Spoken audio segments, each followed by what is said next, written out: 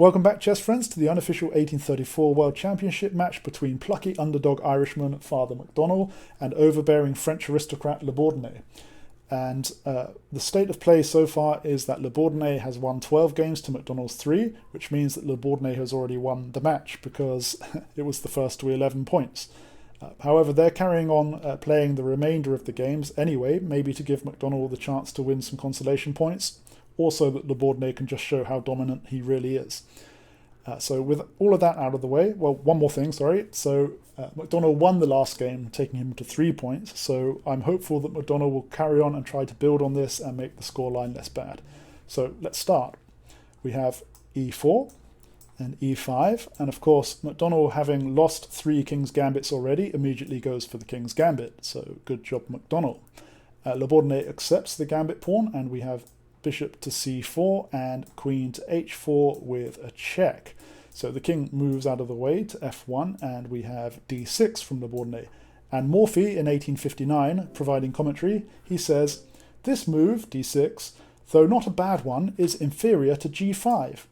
Okay, Morphy, d6 was played instead, and then we have d4 from McDonnell. And Morphy says, "The move given by the books as White's stronger reply to d6 is queen to f3, which enables him to recover the gambit pawn immediately." So we'll show you how this works. We might have knight to c6 and then g3, and black can't capture the pawn here because it's immediately problems with the queen coming in, capturing here.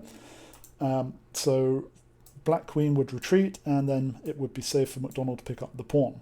However, he did not play queen to f3, he played d4 as we said.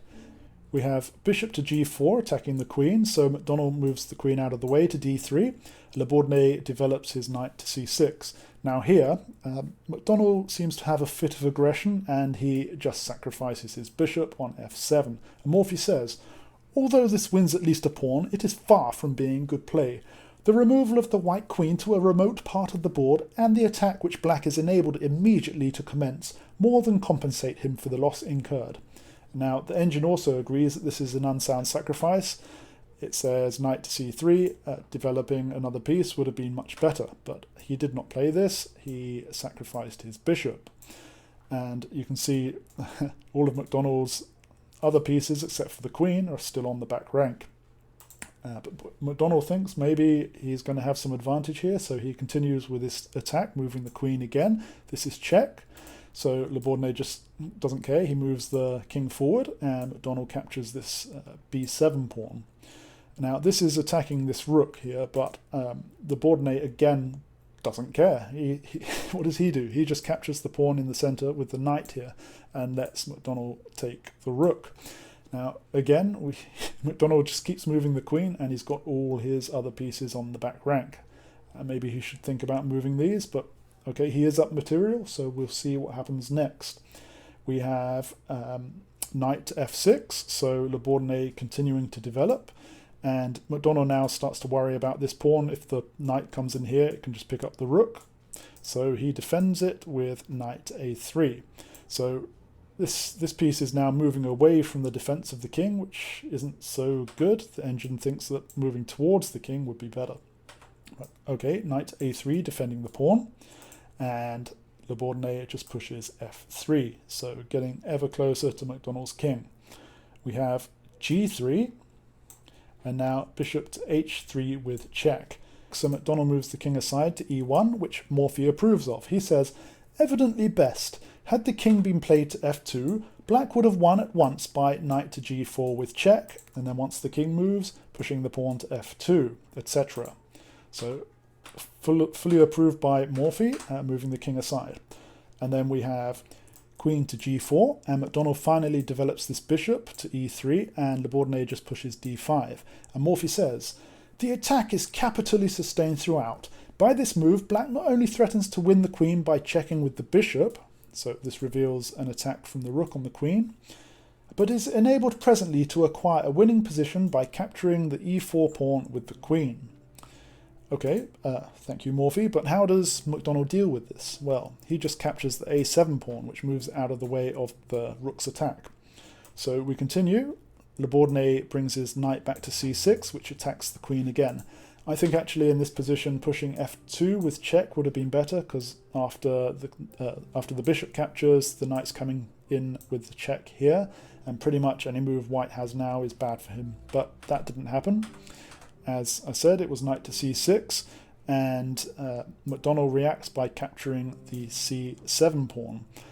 Morphy comments, he says, if queen to a4, the game would have proceeded as follows: d4, bishop to f4, which is best, bishop to b4 with check, the c3 pawn blocks, d pawn captures, and black wins at once. Well, let's just see why. For example, if the pawn captures here, we've got a fork from the bishop, and he's picking up the rook, and it's all sorts of danger, and various other similar things will happen if he does any other move. So Morphy's saying that he actually thinks, excuse me, get back to the right position.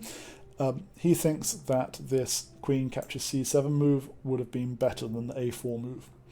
And we continue again. We have d4, and Morphy comments, quite sadly, white's game is irredeemably lost. If he now captures the knight, black takes back the bishop, winning immediately. And this is because these are two connected pass pawns that are just going to destroy white. So that's not good.